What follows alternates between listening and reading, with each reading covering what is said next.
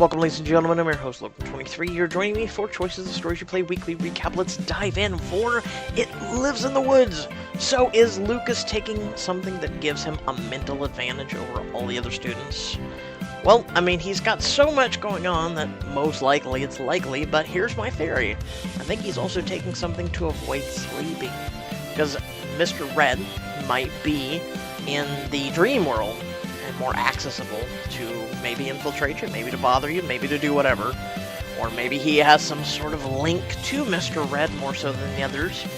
And maybe he's just above all trying to avoid going back to those memories of when they were younger up until now. Maybe Mr. Red's been trying to get him the whole time in his head. So Mr. Cooper's questions would cause any normal student to, start exhibiting those symptoms, especially when you're being interrogated.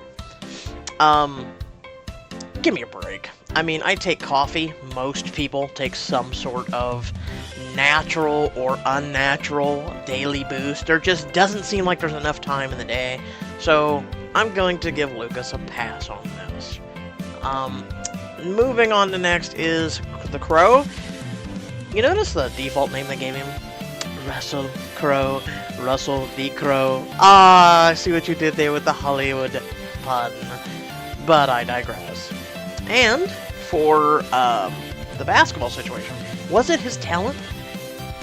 He was sinking them shots, he wasn't missing anything, he wasn't doing anything wrong, he was just being perfect, he was just shining on the thing. As we all know, Mr. Red's been kind of thwarting evil, which is funny as hell, because he supposedly is evil and took a small girl's life, but, interesting.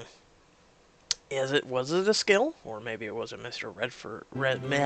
Red interfering. I want to say Red failed. I don't know why. Moving on. If you ever watched it, not the newer one, because they've split up into two movies. The original one from the 90s. So, basically the kids went through that traumatic thing of events, and they beat Pennywise, right? And then, lo and behold, we pan forward, and they've aged like 20-some years, and had really successful careers, kind of in television and comedy, and CEOs, and all that sort of stuff, and yet, all this good is going on for the kids. Now, the question is Mr. Red plumping them up? Or is it some other unseen force? Remember, there is always a balance. There is always good to evil. There's always a balance. Could it be something other than Mr. Red that's interfering and giving the kids a boost? Because let's be honest, had it not been for that boost, I mean, just figuring we go by a nerve scale among... I mean, think about it. It Lives in the Woods has 3 dramatically just horrible balance scales. We've got nerve, we've got relationships, and now we've got a shed, which items. If you don't get the items, then you've already got lost nerve. If you have lost nerve, period, from the story as in and of itself, you've lost nerve, and it's crippling you, and it's making you weaker. And and then if you don't develop relationships and friendships and all this other thing, and stick together as a gang, you lose nerve there too, and you also lose the ability to play the story sufficient. So Pixelberry's got a really big monopoly on this, and I don't like it. But with that being said, could it be the girl from when they were a kid? Could she be somehow still alive through his actions? And so subtle to do these things. Maybe he doesn't want to be interfered with what he's planning. Clearly, he's had quite a network going while no one's interfered with him. He's got those vine monsters and everything else, so perhaps? It's very interesting. She could be kind of like the 11 of the story, where it's, stuff's going on behind the scenes. On the next is Hero. Thank God we get to fight in a hoodie for anyone who didn't buy any of the Diamond Choice outfits. Oh, that hoodie. Oh, so think about this. So when the outfits originally came out, you had to spend 30 diamonds a piece, right? Then, as they went along, We're going to improve this for you. It's another 30. We're going to improve your outfit even further. There's another 20 to 30. Pretty much hundreds of diamonds went just on your outfits alone. Not to count on the diamonds for relationships and all this other stuff. And then almost 100 diamonds just to upgrade your lair, which gave you no actual difference. Everyone's story, think about this, it's the illusion of choice. It's the illusion of choice, because everyone's story ended up being the same. The only thing is we got to have relationships with other people more thoroughly and more in detail than, say, people who didn't spend diamonds. That was the only thing. It's the illusion of choice, and I hate it. I hate it. That's one thing I like about the letter, is it actually gives you a choice. You can actually let someone die or not. I'm glad finally Dax and Poppy did the kiss. I'm glad they sealed the deal. They finally resolved their relationship woes, which is something that Pixelberry really needs to pick up on. It's something we got sick of. Zach, after like 2 chapters of Freshman Book 4, we just got so sick of the Zach and Brandon thing, and they kept dredging it, until finally on the last very chapter, yay, Zach came to amends, he came to closure, and he moved on, which, you know, I've been in a couple of relationships, and I don't sit in woe for weeks on end.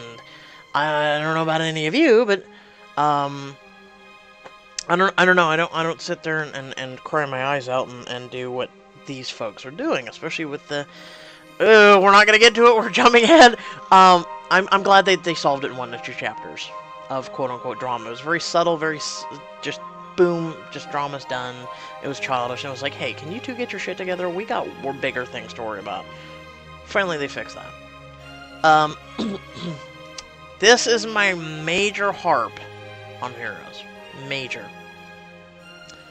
You could have left the climax. The explosion, and then what happened. That would have been a fantastic way. And that is what I was raised on in books. That was what I was raised on in movies. That was what I was, you know, anime and everything as I was growing up. Fantastic climax would have been there. But no, we had to ruin that climax by then appearing on a different planet and going, oh, he's still alive. And it's like, okay, so you killed the climax. Thank you.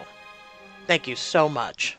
You killed the anticipation. People would have been drooling at the bits every day, going, Pixelberry, Pixelberry, heroes. Oh my god, did our hero make it? Do they have to recover? You know, it's just like the Flash. They did fantastic. It's like, oh, Flash is going to prison, and he's going to time prison. We don't know when he's going to be back, and you two have to hold the world together with with Flash's allies, and you know, I hope you do the best you can.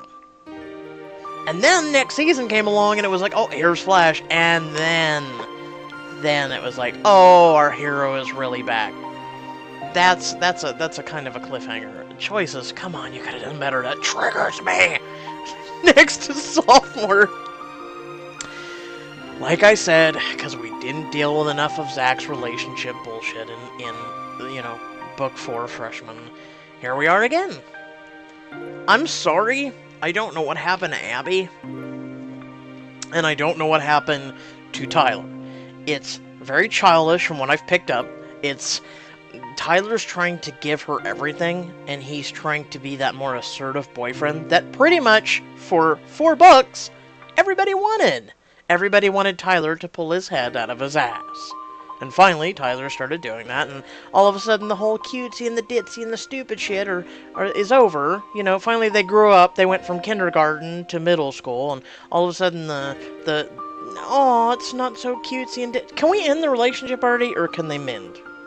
This BS with Sebastian, which is even making just it more... I've seen the popularity of Sophomore and the Freshman series drop dramatically, because I feel like the writers need to actually take a step back, maybe watch some videos, get some critique from the fans or something, go at it with a fresh pair of eyes, some criticism, whatnot. I just feel like at this point, it's just repetitiveness. It's just really repetitiveness. It was like, we got a really good thing and everyone's coming to the party and it could have just gone great. Maybe we could learn something about Sebastian. Even that guy could have done something different. Maybe he would have had some more conniving moves. You know, like I wrote some down, like Sebastian is trying to be accepted by the group and kind of like have a backup plan. And then get accepted, learn some stuff, maybe get in there, and then just all of a sudden in the midst of things, just, you know, whispers in ears, you know, can devastate a group more so than being an outright just dick. Because clearly that hasn't succeeded for the guy thus far. It would have been more efficient from the inside looking out. Like, I really wish Pixelberry would just take a step back from Sophomore. Give it a break. Let people have a breath of air. Because you guys have been staying right on top of Freshman and Sophomore, and people just need a break. I'm gonna speak out for everyone. I think people need more different content. Release the tech stories, for Christ's sakes. We've given these to select people. These select people have already, in the choices group, let themselves be known. I don't like it. It's really boring. You don't get to see any of the characters. It gives no personality. It's just like reading a text from just some random person. So clearly, you're failing in that avenue. Why not give it to people, or at least listen to the critiques of some of these people, or give it to people who actually are passionate about choices, and let them try and let their audience try, which is something that I really hate when games do, but I digress. As for the final finale, which is coming up this week, killing vibes. Like I said, they're really killing the vibes. Can we just go with one good, non-drama-free chapter? I mean, we haven't really encased ourselves with getting to know Raina, the publicist who's going to take over for James. We don't know what James is going to be doing. We haven't really closed in and bonded with any more and more. More like the group has started to tear apart, and then you've got people we really don't care for and really don't like. We're being forced to have those people shoved on us. Again, you would have think they would have listened to the feedback back when Zig was introduced. A lot of people just felt like it was pushed upon them, and then also the types of relationships you had in books 1 and 2 of Freshman just was really pushed. Then next we've got High School Story, where Isa is doing a very classic strategical technique, which is called Classic Divide and Conquer, where she's trying to divide up as many people as possible with aspects of this, or aspects of going to this, or I'll sign this off, you know, you just gotta do this, and she's just doing a very basic divide and conquer. And there's a little loophole there that pretty much our main character's dad said, that he can't really get involved on other people's behalves because nothing's really happened to you. And that's the thing, is I think we need to start putting ourselves out there more, but Pixelberry's got that little loophole where you need to spend diamonds to do so. I digress. So, I want to know how a hall monitor is more superior to a teacher. And especially to the point of bringing a teacher to almost cry. I'm sorry, you're still a student, and that teacher still has far more superiority and power than that hall monitor will ever have. So, yeah, I don't know what they're getting at with this stuff either. I also don't believe that Emma's doing anything shady. Everyone's like, oh, she's cheating on you. No, she lied, which, sometimes people fib. And here's why. If someone's planning something big for you, say a surprise party, or it has been, if you think about it, about 6 months since we did hook up with Emma, maybe she's doing like a 6-month anniversary or something. Maybe she's doing something special for us since she is with us in relationship perspective. Now, if you're not with Emma, maybe she's just doing something for someone in general. Or maybe she's doing something since, you know, you kind of seem down and out and you're upset and you need that school spirit back. Some way, somehow, I believe the truth in the next chapter or two will come out. And I don't think we should just bull rush her. I think just, hey, you know, what's up? You know, I spoke to Lewis, he said you weren't going, and I Is everything okay with you? Hopefully they give you that option. Otherwise, if they give you the option of don't mention it or yell at her, I'm gonna be like, I'm not gonna mention it then. Screw it. I also don't believe, and this kind of sealed the deal with when she was doing the video, Isa's brother, who's the coach, he was like, wow, you're scaring even me. And I don't believe her brother is truly in on the whole shtick that Isa's doing. I believe that Isa, in and of herself, is pretty much doing, what do I want to say? All this on her own. She's planned all this out. Let's be honest. And she's given to surround herself with people that would be supportive of her and what her goals are and her perspective, such as her brother. And see, she's bought off the football team. He's the coach for both the basketball, football, and I'm assuming baseball and track come spring with high school. So, plus it's one person to keep off, you know, while there really isn't a music department teacher, which is really weird, especially in high school. And the only person that we even know of that is another teacher is Miss Maddox, which I'm just like, there's how many other periods in the day? Is there no other teachers? Is there not a teachers union? Is there not a teachers lounge? Is she the only existing teacher? Which is very interesting. And they have such a expansive universe that they could include us in to show us what's going on. And I feel like they should do that. If anything, how can I put this? I know a lot of people aren't gonna like this, but I like when they take a break, kind of like they did with Heroes, to get the story right, to get the graphics right, to get things just sealed. I like when they take a break. And so I feel like on both sophomore and high school, I feel like right now we're in a good place with It Lives in the Woods and Royal Romance. And Rules of Engagement, Newlyweds, I'm kind of liking the feel of it so far. Hopefully they don't take it back to the cruise ship feel, because me and a lot of other people were just like, eh. And a lot of other people had quit reading long before the finale came up. So, I wish they'd expand more, even make the chapters a little bit longer, to expand more on the high school universe and other teachers and whatnot. And finally, Royal Romance. Ooh, this week was fun. So, one, I pointed out and I'm like, wait, did she just go naked? Yes, I went back and I watched.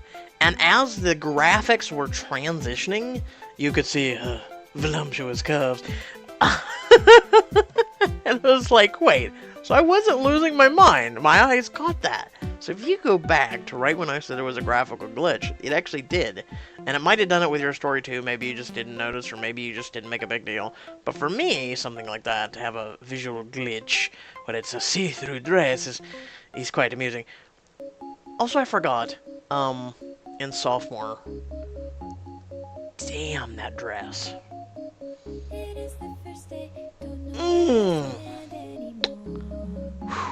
That dress was beautiful. I'm not gonna lie, and she was very beautiful in that dress. Next, Madeline surrounds herself with people of varying flaws and intelligence, or lacking thereof, to make herself feel better.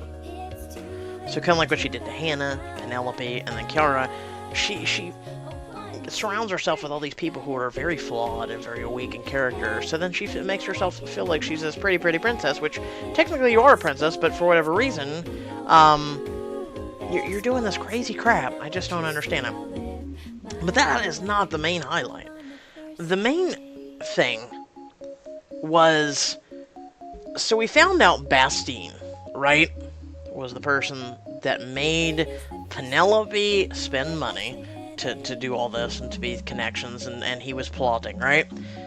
So, pretty much everybody and their mother thought that Madeline was behind it, right? Now, if you go back to the finale of when it all happened in book 1, I sat there and I'm like, there's no way. I'd been mind blown. Everyone else was like, holy crap. So finally, the illusion of choice for all you folks came, like I said earlier, the illusion of choice. And I was like, it's gotta be the queen. Because here's my thought is, I believe it's Madeline. Madeline benefited the most from it. Madeline was the queen's favorite all through book 1. Remember? She was always next to the queen. She was always being, because she's that high up class, just sophisticated. And she was handpicked and picked for Leo in Rules of Engagement, that timeline, where Leo was like, no, I'm not doing this. I'm not taking the crown. I'm sure as hell not taking you. And Leo has a very poor opinion of her. And then Liam himself has a very poor opinion of her. And as anyone knows in royalty, people are married into obligations and things all the time. And so long story short, I believe the queen, instead of having a commoner, a lowly commoner, a simple waitress, that was to wed and marry Liam. I believe she intervened and plotted all this and done all this to get someone she was more comfortable with, but also someone who was... Madeline's agendas, let's be honest, are that of herself and of the people, right? Or so she says. And so, it's completely and utterly against the crown by this commoner girl coming in and taking the queen's spot. And so, pretty much all of that was a crap fest. It was a crapshoot. It was fake, it was false, it was set up from the beginning, it was rigged. Because as you're going, of course that was all rigged. I mean, what, were you not going to report to your room that night? I mean, remember we had that option? And yet, you would have eventually went to your room, and all this would have happened no matter what. So you could have been just with Liam, and you went back to your room to change, and all of this is going to still transpire. So with that being said, if you think about it, all political, and elections, and things like that, there's always a man, or a woman in this case, behind the curtain, plotting, and, pulling the strings, and doing all that. The queen, of course, since the father, which I still to this day assume he's sick, was pulling on the strings to make sure that Madeline would keep Liam in place and keep, that whole thing in check, because she's just proper prim, just high expectations, and kind of like the queen. Even though we won the queen over, Madeline was already her choice. And so I believe that Madeline herself did not personally oversee all this. Maybe she had knew part of the plan. Maybe she went along with it. Maybe she just didn't care.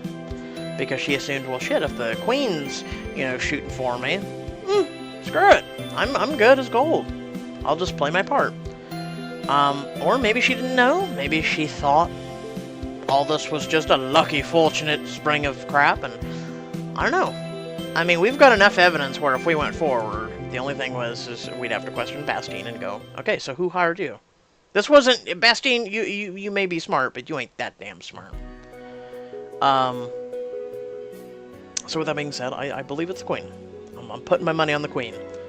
I don't believe it's whole entirely Madeline, because Bastien would do things because he's for security, he's for the royalty, he would do things for the crown in and of itself, and not specifically Madeline, who wasn't royalty and wasn't for the crown just yet. He did something to interfere with it, because of the royal family, and that's what I believe. So with that being said, what are your thoughts? What are your comments? What are your questions, even? I had asked for a bunch of questions to be asked. Not really any questions. There's some about how, am I going to be doing a high school story Diamond Edition? Yes. Am I going to be doing Royal? Yes. Am I going to be doing... Pretty much, I'm getting around that. Remember, we're so behind in content right now. We're so behind. For chapters, we're doing that right now. I've already got up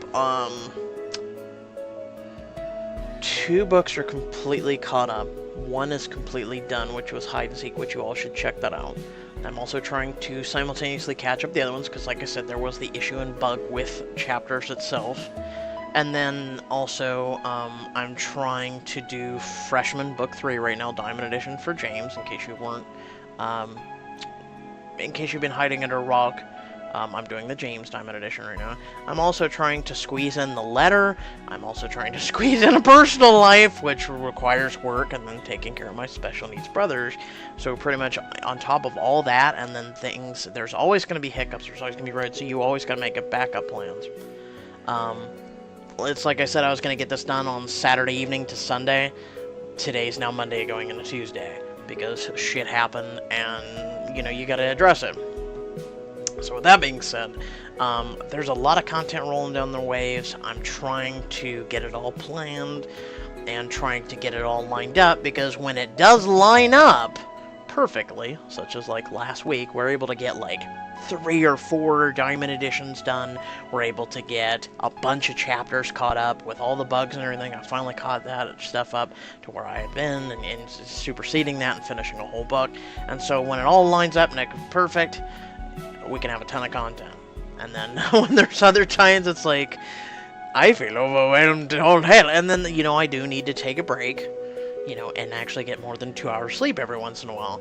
I am not Lucas, and I do not have, you know, whatever he's taking. I wish I did, because I'd probably have a lot more done. Oh, but with that being said, I hope y'all did enjoy the content. Like I said, let me know what you thoughts or whatnot down in the comment section below. If I get some more questions or whatnot, also feel free to ask any questions you want. I've been trying to stem away this week from answering any or commenting much in the comment section below, because like I said, I'm trying to take that time and dedicate it towards this. So that means I can take your questions, I can add them to my like word pad, which I sit and I'm like, here, I'll show you. I sit here and I'm like, I write everything down. I'll literally watch it. And I didn't do Newlyweds because that's new starting. There really wasn't much to cover. It's just starting out. I'm looking forward to it. Like I said, it has a new vibe, but we covered the 4 main books that came out this week with a lot of finales and then also, you know, some other stuff. So, if you did enjoy the content, please feel free to hit that share button. And also, if you're not subscribed, you'll miss out on great content. And head down in the description below where you can follow me on social media, or if you want to support my content and channel, it's greatly appreciated. And thank you once again if you do. Otherwise, hit that share button. And until next time, stay well, stay awesome, and I'll catch you all in the next video. Peace.